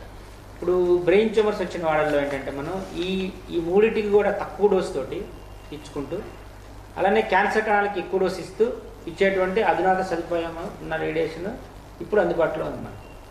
అట్లాగే ఇప్పుడు పెల్విస్లో రేడియేషన్ ఇవ్వాలంటే కనుక ఓన్లీ గర్భాశయం దానికి మాత్రమే ఎక్కువ డోస్ ఇచ్చు. పక్కన రెక్టమ్ అని ఉంటుంది, దాంతోపాటు చిన్న పేగులు ఉంటాయి. ఆ చిన్న పేగులకి రేడియేషన్ రావటం వల్ల ఏం జరుగుతుందంటే వాంతులు రావటము, విరోచనాలు రావటము, పేషెంట్ తట్టుకోలేక ట్రీట్మెంట్ ఆపేయడం జరుగుతుంది. సో ఇప్పుడున్నటువంటి వైద్య సదుపాయాలు ఏంటంటే ఈ చిన్న పేగులకి డోస్ తక్కువ వచ్చేస్తుంది, అలానే క్యాన్సర్ కణాలకి దాని పక్కనే ఉన్నటువంటి గర్భాశయం దగ్గర ఉండే క్యాన్సర్ కణాలకి ఎక్కువ డోస్ ఇవ్వడం జరుగుతుంది. ఎక్కువ డోస్ ఇచ్చేటువంటి సదుపాయం ఉంది. ఇది జస్ట్ లైకే మనకి ఒక కంప్యూటరైజ్డ్ ప్లానింగ్ అనమాట. కంప్యూటర్లో మనం సెట్ చేసి ఇక్కడ ఈ డోస్ ఇవ్వాలి అంటే అది అక్కడ డోస్ ఇస్తుంది. సో అది ఇప్పుడు ఉన్నటువంటి అధునాతన సదుపాయాలు, దీన్ని ఉపయోగించుకోవాల్సిందిగా నేను ప్రజలకి విజ్ఞప్తి చేస్తున్నాను. నాట్కో సెంటర్ ఇప్పుడు మనం ప్రస్తుతం నాట్కో క్యాన్సర్ సెంటర్ ఈరోజు వరల్డ్ క్యాన్సర్ డే సందర్భంగా ప్రజలలో ఒక క్యాన్సర్కి మంచి అవగాహన రావడం కోసం సీనియర్ డాక్టర్ దుర్గా ప్రసాద్ గారు హెచ్ఓడి ప్రొఫెసర్ ఆంకాలజీ విభాగంలో ఉన్నారు. అలాగే డాక్టర్ మురళి గారు మురళీ గారు మెడికల్ అంకాలజీ ఇంతకుముందు మాట్లాడారు. అలాగే డాక్టర్ మురళీ గారు, ఈ క్యాన్సర్ ఇటీవల కాలంలో క్యాన్సర్కి ఎక్కువ పెరగడానికి గల కారణాలు ఏమై ఉంటాయి? మెయిన్ ఈ మధ్యకాలంలో క్యాన్సర్ పెరిగింది అనేది వస్తున్న విషయమే. అది మెయిన్ ఇంకా గ్రామాల్లో కానీ ఇంకా పట్టణాల్లో కూడా స్టిల్ ఇంకా అవేర్నెస్ అనేది, క్యాన్సర్ అవేర్నెస్ అనేది ఇంకా లేదు జనాల్లో.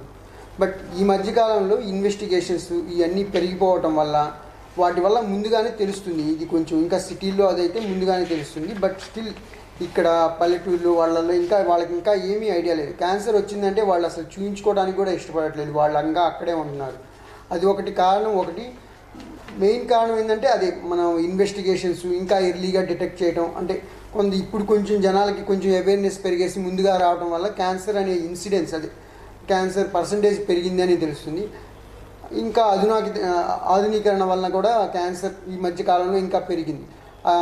మెయిన్ చాలా ఫుడ్ హ్యాబిట్స్ కానీ, మన మనిషి పడే స్ట్రెస్ ఇలాంటి వాటి వల్ల కానీ, మన ఫుడ్ హ్యాబిట్స్ వీటన్నిటి వల్ల డెఫినెట్గా పెరిగింది. అది పొగాకు అది సిగరెట్, స్మోకింగ్, ఆల్కహాల్ ఇవన్నీ క్యాన్సర్కి కారణాలు.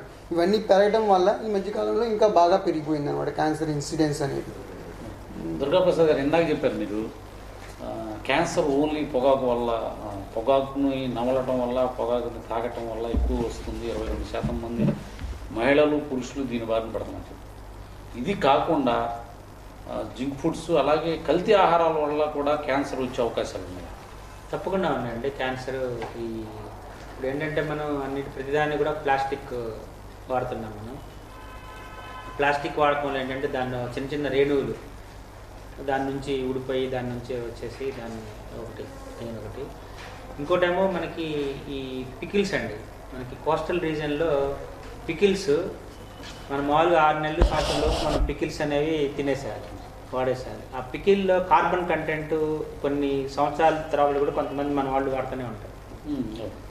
అదేంటంటే అది కార్బన్, దాంట్లో ఆయిల్లో ఉన్న కార్బన్ కంటెంట్ రూపాంతరం చెంది అది స్టమక్ క్యాన్సర్స్కి ఎక్కువగా దారితీస్తుంది. ఊరగాయ పచ్చళ్ళు తెలుగులో అదే పికిల్స్ అంటే గ్రామీణ ప్రాంతాల్లో త్వరగా అర్థం కాదు. ఊరగాయ పచ్చళ్ళు జాడీలో పెట్టి సంవత్సరం లోపు మ్యాక్సిమం 6 months లేదా సంవత్సరం కన్నా ఎక్కువ దాంట్లో ఆయిల్ ఎక్కువ, సాల్ట్ ఎక్కువ ఉండటం వల్ల ఏంటంటే ఆ సాల్ట్, ఆయిల్ ఈ రెండు కాంబినేషన్ వల్ల ఏమవుతుందంటే అది రూపాంతరం చెంది కార్బన్ కంటెంట్ ఎక్కువయ్యి దీర్ఘకాలికంగా అదే తింటా ఉంటే కనుక స్టమక్ క్యాన్సర్లు ఎక్కువ వచ్చే అవకాశం ఉంటుంది. ఇది జపాన్లో వాటిలో ఏంటంటే సాల్టెడ్ ఫిష్ అంటారు. ఫిష్ని డైరెక్ట్గా అది కాల్చేసేసి సాల్ట్ వేసి దాని మీద కాల్చేసి డైరెక్ట్ తినేస్తారు అనమాట. దాంట్లో ఏంటంటే కార్బన్ పొగ అనేది వస్తుంది. సో అది దానివల్ల మనకి ఎక్కువగా అదొక కారణం. ఇప్పుడు మనకి కోస్టల్ రీజియన్లో ఇది ఎక్కువ అయిపోయింది అనమాట. అదే పికిల్స్ ఇవి కాకుండా మనం హోటల్స్లో కొన్ని కలర్స్ సంబంధించి ఫుడ్లో ఇంకా అవన్నీ చాలా చెప్పుకుంటే పోతే మనకు కలర్స్, యాడిటివ్స్, ఫుడ్ యాడిటివ్స్ చాలా ఉన్నాయి. అఫ్లాటాక్సిన్స్ అని కొన్ని టాక్సిన్స్ ఉంటాయి. ప్రతి దానికి కూడాను ఇప్పుడు కల్తీ చేయడం మొదలెట్టారు. ఆ కల్తీ అన్నీ కూడాను అంటే నైట్రోజన్ కాంపౌండ్స్ ఉంటాయి మొత్తం అంతా. అవన్నీ nitrogen compounds, carbon compounds, poisonous compounds అండి మొత్తం అంతా. సో వాటి వల్ల కనుక స్టమక్ క్యాన్సర్ కానీ, ప్యాంక్రియాటిక్ క్యాన్సర్ కానీ, తర్వాత బ్లాడర్ క్యాన్సర్ కానీ ఇవన్నీ వచ్చే అవకాశం ఎక్కువగానే ఉందని చెప్పుకోవచ్చు. అది కూడా అదే బయట పొల్యూషన్ మరి వీటన్నిటి నుంచి కాపాడుకోవాలంటే ఇంకా మనం ఎవరికి వాళ్ళు జాగ్రత్తలు వహించాల్సిందే. ఇవాళ రేపు అన్నీ కూడా అవేర్నెస్ వస్తుంది ప్రజల్లో. సొంతంగా కూరగాయలు, మెయిన్గా పెస్టిసైడ్స్ ఎక్కువ వాడటం వలన ఆ కూరలు సరిగ్గా కడుక్కోకుండా మనం తిన్నట్లయితే దాంట్లో ఉన్న పెస్టిసైడ్స్ ఏదైతే వాడారో, ఎస్పెషల్లీ గ్రేప్స్ చూసినట్లయితే మీరు గ్రేప్స్లో బ్లాక్ గ్రేప్స్, వైట్ గ్రేప్స్లో బాగా పెస్టిసైడ్స్ ఎక్కువగా ఉంటాయి. సరిగ్గా త్వరగా కడుక్కోకపోవటం వల్ల అది మనం తినేసి దానివల్ల పెస్టిసైడ్స్ అనేవి కూడా ఆర్గనోఫాస్ఫరస్ కాంపౌండ్స్ అంటారు. సో ఆర్గనోఫాస్ఫరస్ కాంపౌండ్స్ క్యాన్సర్కి దారితీసే అవకాశం ఉంది. అట్లనే ఇంకా వివిధ రూపాల్లో కల్తీలు అన్ని రకాల దాంట్లో మనకి క్యాన్సర్ వచ్చే అవకాశం ఉంటుంది. డాక్టర్ గారు, చిన్న ప్రశ్న. ఇటీవల కరోనా వచ్చిన వాళ్ళకి ఈ క్యాన్సర్ పేషెంట్లు ఎక్కువగా కరోనా బారిన పడి మరణించడం ఎక్కువ జరిగిందని మనం చూస్తున్నాం. కరోనా ఎక్కువగా క్యాన్సర్ పేషెంట్లకి త్వరగా సోకే అవకాశం ఉంది. త్వరగా సోకింది అనడం కన్నా అంటే కరోనా ఎందుకు వస్తుందంటే మెయిన్ మనం ప్రికాషన్స్ తీసుకోవాలి డెఫినెట్గా. అందరూ శానిటైజర్ యూజ్ చేయటం, మాస్క్ యూజ్ చేయటం, అది ప్రివెన్షన్ చేయటం వల్ల. ఇది క్యాన్సర్ వాళ్ళకి వచ్చిన వాళ్ళకి, క్యాన్సర్ ఉన్న వాళ్ళకి ఆటోమేటిక్గా ఇమ్యూనిటీ అనేది తక్కువ ఉండింది, లో ఇమ్యూనిటీలో ఉంటారు వాళ్ళు. ఇమ్యూనో కాంప్రమైజ్డ్ పేషెంట్స్ అంటారు వాళ్ళు, ఆ కోవ చెందుతారు. అందువల్ల వాళ్ళకి కరోనా వచ్చినా కానీ, కరోనా వచ్చిన వాళ్ళ 80% పీపుల్కి వచ్చిందని కూడా తెలియదు. బట్ వీళ్ళకి ఇమ్యూనో కాంప్రమైజ్ స్టేటస్ ఉండడం వల్ల వాళ్ళకి ఈజీగా తెలుస్తుంది. వాళ్ళకి కొంచెం కాఫ్ రావటం, ఇన్ఫెక్షన్ ఎక్కువ, ఫీవర్ ఉండటము, వీటన్నిటి వల్ల వాళ్ళల్లో ఇంకా ఎక్కువ బయటపడతా ఉండొచ్చు. వాళ్ళల్లో మోర్టాలిటీ పర్సెంట్ కూడా కామన్ పీపుల్తో పోలిస్తే కొంచెం ఎక్కువ ఉండొచ్చు. అంతే డెఫినెట్గా వాళ్ళకి కొంచెం ఇన్సిడెన్స్. ప్రేక్షకులు ఒక విషయాన్ని గమనించండి. ఈరోజు వరల్డ్ క్యాన్సర్ డే సందర్భంగా మనం అవేర్నెస్ కార్యక్రమాన్ని నాట్కో క్యాన్సర్ కేర్ సెంటర్లో సీనియర్ ఆంకాలజీ డాక్టర్ మురళి గారు, అలాగే head of the department Natco cancer హాస్పిటల్లో జీజీహెచ్లో ఉంది. ప్రతి ఒక్కరూ తప్పకుండా మీకు సంబంధించి, క్యాన్సర్కి సంబంధించి మీకు కానీ, రాష్ట్రంలో ఉన్న మీ బంధువులు కానీ ఎవరైనా సరే క్యాన్సర్ బారిన పడినట్టే ఉచితంగా నాట్కో కేర్ సెంటర్లో ప్రైవేటు వైద్యాన్ని తలపించేందుకు అత్యాధునిక వైద్య పరికరాలతో అందిస్తున్నారు. ఎవరైనా మీ సందేహాలు ఉంటే 0863224463 ల్యాండ్లైన్కి ఫోన్ చేసి ఎలాంటి వైద్య సదుపాయాలు ఈ నాట్కో క్యాన్సర్ సెంటర్లో అందిస్తున్నారు, ఏ స్టేజ్లో ఈ వైద్య సదుపాయం అందుతుందనే విషయాలు పూర్తి అవగాహన మీకు కల్పించడానికి మరోసారి నెంబర్ నోట్ చేసుకోండి. 0863224463 నెంబర్కి కాల్ చేసి మీ యొక్క సందేహాలను రిసెప్షన్లో ఈ నెంబర్కి కాల్ చేస్తే లిఫ్ట్ చేస్తాం. రిసెప్షన్లో వీటికి సంబంధించిన సందేహాలు అడిగి తెలుసుకొని వెంటనే డాక్టర్ దుర్గాప్రసాద్ గారు, అలాగే మురళి గారు, ఇందాక శ్రీనివాస్ అయ్యప్ప గారు చెప్పినట్లు అత్యాధునిక పరికరాలతో 100% అంటే 80% ప్రాథమిక దశలో గుర్తిస్తే నివారణ తప్పకుండా ఉంటుంది. కాబట్టి ప్రజల్లో అవగాహన ముఖ్యం. ఎప్పటికప్పుడు మీ ఆరోగ్యాన్ని పరిరక్షించుకుంటూ ప్రాథమిక దశల్లో ఈ క్యాన్సర్ ఏదైతే ఉందో అన్ని రకాల అవయవాలకు వచ్చే క్యాన్సర్ని గుర్తించడం ద్వారా మనం క్యాన్సర్ని ప్రాథమిక దశలో కీమోథెరపీ ద్వారా కానీ మెడికల్ ద్వారా కానీ నివారించవచ్చు. ఇంతకు 10 సంవత్సరాల క్రితం క్యాన్సర్ వేరు, ఇప్పుడు వచ్చే క్యాన్సర్ నివారణకు అత్యాధునిక వైద్య పరికరాలు, వైద్య సదుపాయాలు, ఎన్నో వేల కోట్ల రూపాయల అయిన వైద్య పరికరాలు ఇక్కడ నాట్కో క్యాన్సర్ సెంటర్ ఇక్కడ ఉందని మన దుర్గాప్రసాద్ గారు హెచ్ఓడి, అలాగే ఆంకాలజీ ప్రొఫెసర్ గారు చెప్తున్నారు. కాబట్టి ప్రేక్షకులు అందరూ, అలాగే ఈ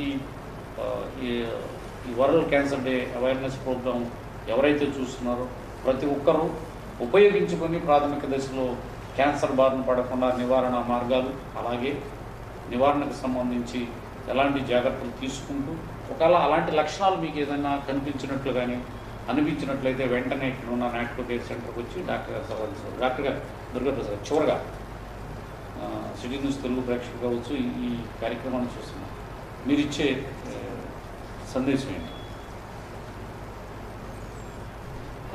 అందరూ ఫస్ట్ మొట్టమొదటిగా ఎవరన్నా పొగాకు వాడుతున్నట్లయితే పూర్తిగా పొగాకు నుంచి దూరంగా ఉండాలి మొట్టమొదటిది. తర్వాత వచ్చేది లైఫ్ స్టైల్, ఎక్కువ ఫ్యాట్ కంటెంట్, ఎక్కువ ఆహారం తీసుకోకూడదు, ఎక్కువ ఫైబర్ కంటెంట్ తీసుకోవాలి, ఎక్కువ ఫ్యాట్ తీసుకోకూడదు, ఎక్కువ ఫైబర్ తీసుకోవాలి. ఫైబర్ అంటే పీచు పదార్థము, ఫ్యాట్ అంటే కొవ్వు పదార్థం. కొవ్వు పదార్థాన్ని తక్కువ తీసుకోవాలి, పీచు పదార్థాన్ని ఎక్కువ తీసుకోవాలి. అట్లానే కలర్ఫుల్ ఫుడ్ ఐటమ్స్ అంటే టొమాటో, బీట్రూట్, క్యారెట్, తర్వాత క్యాప్సికమ్, ఇట్లా బ్రింజాల్, ఇట్లా ఎక్కువ కలర్తో ఉన్నటువంటి ఫ్రూట్స్ కానివ్వండి, లేకపోతే వెజిటబుల్స్ కానీ తీసుకోవడం వల్ల దాంట్లో ఎక్కువ కెరటినాయిడ్స్ అని యాంటీ ఆక్సిడెంట్ ప్రాపర్టీస్ ఉన్నటువంటి పదార్థాలు ఉంటాయి దాంట్లో. సో ఇవి యాంటీ ఆక్సిడెంట్స్ అనేవి ఏంటంటే మన బాడీలో స్ట్రెస్ వచ్చినప్పుడు కూడా ఆ స్ట్రెస్ను నిర్మూలించడానికి ఇవి దోహదపడతాయి. సో ఈ ఆహారంలో మనం దీన్ని ఎక్కువ ఉపయోగించుకోవడం వల్ల, ఎక్కువ తీసుకోవడం వల్ల ఆ స్ట్రెస్ కంటెంట్ తగ్గి క్యాన్సర్ కానీ లేకపోతే షుగర్ కానీ బీపీ కానీ తక్కువ వచ్చేటువంటి అవకాశం ఉంటుంది. ఇంకొకటి ఏంటంటే ఇది కాకుండా ఎక్కువ మనం ఫ్యాట్ అంటే ప్రోటీన్ డైట్, ఎక్కువ ప్రోటీన్ డైట్ తీసుకోవాలి. తర్వాత కార్బోహైడ్రేట్ డైట్ తగ్గించుకోవాలి. కార్బోహైడ్రేట్ అంటే మనకి రైస్ కంటెంట్ ఎక్కువగా ఉండే పదార్థాలు తీసుకోవాలి. రైస్ కానీ చపాతీ కానీ ఎక్కువ తీసుకోవాలి. ప్రోటీన్స్ ఎక్కువగానే తీసుకోవాలి. అంటే స్ప్రౌట్స్, మొలకెత్తే గింజలు, ఎగ్, తర్వాత రాజ్మా నానేసుకొని తింటాము. తర్వాత ఏమో బెంగాల్ గ్రామం, మన శనగలు నానేసి అది కొంచెం ఉబ్బిన తర్వాత తీసుకోవడం ఏంటంటే మనకి ప్రోటీన్ ఎక్కువ వస్తుంది. మనం ఎక్కువ కార్బోహైడ్రేట్ తీసుకోవడం వల్ల మనం ఎక్కువ లావ్ అవటము, ఒబేసిటీ రావటము, ఒబేసిటీకి సంబంధించి మనకి ఎక్కువ ఈ క్యాన్సర్లు కూడా ఎక్కువ అవటం జరుగుతుంది అనమాట. సో అందు గురించి తక్కువ కార్బోహైడ్రేట్, తక్కువ ఫ్యాట్, ఎక్కువ ప్రోటీన్, ఎక్కువ ఫైబర్, తర్వాత కలర్ఫుల్ ఫ్రూట్స్, వెజిటబుల్స్ ఇవి తీసుకుంటే మన ఆరోగ్యాన్ని అదుపులో ఉంచుకోవచ్చు. ఇది అన్నిటికన్నా ఇంకొకటి ముఖ్యము వ్యాయామం. తప్పనిసరిగా 30 నిమిషాలు ప్రతిరోజు లేదా కనీసం వారంలో కనీసం 4 గంటలు, వారానికి 4 గంటలు, రోజుకి అరగంట మినిమం ఈ వ్యాయామం చేసినట్లయితే ఇప్పుడు మనకి నడక కానివ్వండి, లేకపోతే నడక వ్యాయామం చాలా మంచిది. లేదంటే యోగా చేసినట్లయితే మనం పూర్తిగా దీన్ని అదుపులో ఉంచుకునే అవకాశం ఉంటుంది. క్యాన్సరే కాదు, అన్ని రకాల మానసిక, శారీరక రుగ్మతలు అన్నింటిని కూడా మనం అదుపులో పెట్టిన అవకాశం ఉంటుంది. ఓకే, థ్యాంక్ యూ దుర్గాప్రసాద్ గారు. వరల్డ్ క్యాన్సర్ డే సందర్భంగా ప్రేక్షకులకి, అలాగే ఈ వీడియోని చూస్తున్న వాళ్ళందరూ ఇక్కడ అందిస్తున్న వైద్య సదుపాయాలు మీరు చెప్పినట్టు ఈ మధ్య ఇటీవలే ఈ నాట్కో క్యాన్సర్ సెంటర్ని నాట్కో వాళ్ళు చాలా చక్కగా అన్ని సౌకర్యాలతో ఏర్పాటు చేశారు. ప్రజలందరూ దీన్ని ఉపయోగించుకొని చక్కగా సంపూర్ణ ఆరోగ్యంతో ఉండాలని కోరుకుంటున్నాను. మీరు మాకు అవకాశం ఇచ్చినందుకు ధన్యవాదాలు. మురళి గారు, మీరు కూడా ప్రజలకు ఈ క్యాన్సర్కి సంబంధించి ఏదైనా ఒక సందేశాన్ని ఇస్తారు. క్యాన్సర్ ఆల్రెడీ సార్ చెప్పినట్టు మెయిన్ మన హ్యాబిట్సే మెయిన్ చూసుకోవాల్సింది. ఎనీ బ్యాడ్ హ్యాబిట్స్, పొగాకు, ఆల్కహాల్ అలాంటి ఎంత అవాయిడ్ చేయగలిగితే అంత మంచిది. అండ్ లైఫ్ స్టైల్ చేంజెస్ అనేది చాలా ముఖ్యం. యోగా కానీ, డైలీ యోగా కానీ, లేకపోతే మెడిటేషన్ కానీ, ఏదో ఒకటి ఎక్సర్సైజ్ కానీ, ఏదో ఒకటి ఒక 30 మినిట్స్ డైలీ అనేది ఉండాలి మన కరికులంలో, డైలీ కరికులంలో. డెఫినెట్గా అలా ఉంటే డెఫినెట్గా క్యాన్సర్ ప్రివెన్షన్ అసలు రాకుండా, ప్రివెన్షన్ అనేది ఎప్పుడైనా prevention is better than cure. For prevention we have to take precautions, like we have to avoid all outside foods and all, and you have to make a lifestyle changes like that. And ఏదైనా problem వచ్చినప్పుడు ఇంట్లోనే ఉండకుండా cancer ఉన్నదని తెలిసిన ఇప్పుడు complete cure అయ్యే chances చాలా ఉన్నాయి. చాలామంది అలా ఇంట్లో ఆగిపోకుండా ఫస్ట్ ఎవరైనా ఆంకాలజిస్ట్ సజెషన్ తీసుకోవడం చాలా మంచిది. ఓకే, థ్యాంక్ యూ దుర్గాప్రసాద్ గారు. క్యాన్సర్కి సంబంధించి మంచి అవగాహన కల్పించారు మురళి గారు. ధన్యవాదాలు. సిటీ న్యూస్ ప్రేక్షకులకు ఈ సంస్థ అందిస్తున్న నాట్కో సంస్థ, జీజీహెచ్ గవర్నమెంట్ అందిస్తున్న సౌకర్యాన్ని ఉపయోగించి క్యాన్సర్ రోగుల కోసం అతిపెద్ద హాస్పిటల్ ఇక్కడ కార్పొరేట్ హాస్పిటల్కు ధీటుగా నెలకొల్పారు. ఇక్కడ చూస్తుంటే ఎంత ప్రశాంత వాతావరణంలో ఈ నాట్కో క్యాన్సర్ సెంటర్ ఉందో పూర్తిగా మీకు అవగాహన అవుతుంది. ఇందాక నేను చెప్పాను, దానికి సంబంధించి నెంబర్ మరొకసారి మీకు చెప్తాను. 086322446 నెంబర్కి మీరు కాల్ చేసి మీకు మీ ప్రాంతాల్లో, మీ జిల్లా ప్రాంతాల్లో ఎవరైనా సరే క్యాన్సర్ లక్షణాలు ఉన్నావని కానీ, క్యాన్సర్ నిర్ధారణ ఒకవేళ అనుమానం వచ్చినా క్యాన్సర్ నిర్ధారణ పరీక్షలు పూర్తిగా ₹1 కూడా ఖర్చు కాకుండా నాట్కో సంస్థ, ప్రభుత్వం సంయుక్త సహకారంతో ఇక్కడ ఉచితంగా అందిస్తున్నారు. తప్పకుండా అందరూ అందుకుని దానికి సంబంధించి స్పెషలిస్టులు, మెడికల్ ఆంకాలజీ, గ్యాస్ట్రాంటల్, అలాగే డాక్టర్ల బృందం ప్రత్యేక వైద్య సౌకర్యాలు చక్కగా అందిస్తున్నారు. కాబట్టి ప్రతి ఒక్కరూ అందుకోవాల్సిందిగా చెప్తాం. ఇలాంటి అవగాహన కార్యక్రమానికి చక్కగా అందించినందుకు డాక్టర్స్కి, అలాగే నాట్కో వారికి ధన్యవాదాలు తెలుపుతూ ఇంతటితో ఈ కార్యక్రమం అందిస్తున్నాం. అంతవరకు సెలవు. నమస్కారం.